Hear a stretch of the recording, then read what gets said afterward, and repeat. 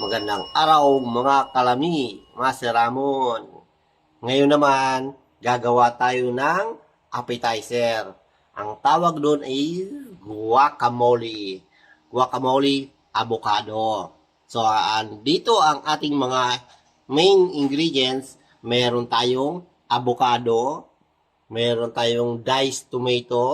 Ganito na pagkakat nyo ng tomato, yung maliliit lang. Tapos, meron tayong onion, maliliit lang, parang minced din.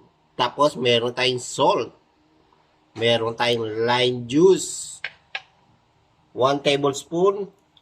Tapos, 1 tablespoon na yung siling haba.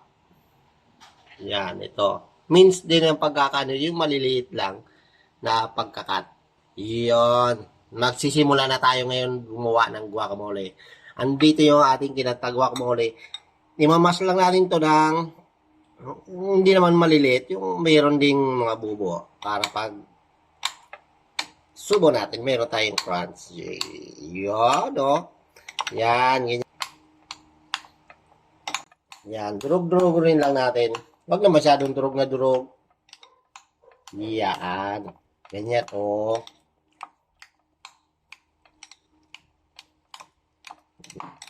Yan.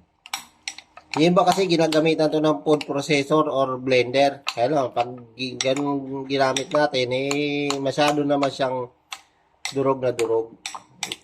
Maganda yung meron siyang bubo. Yan.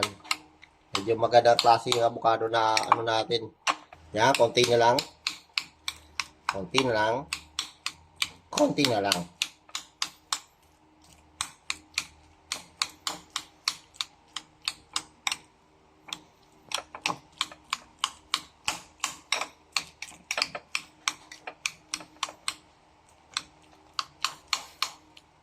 Yan, okay na to. Ngayon, mimix na natin lahat ng ingredients. Meron tayong lime juice or calamansi juice. Kung anong available sa inyo.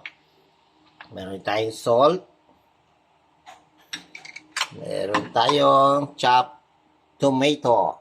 Lagay lang natin onion. So, siling haba. Mix lang natin.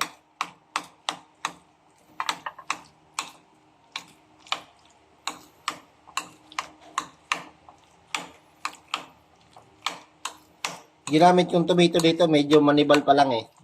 Kaya may pagka green pa siya. Okay lang yun. Wag lang yung malambot na tomato. Maganda yung manibal.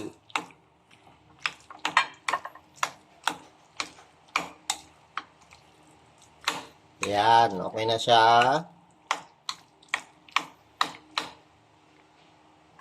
Yan. Ito na ang ating appetizer, guacamole with nachos.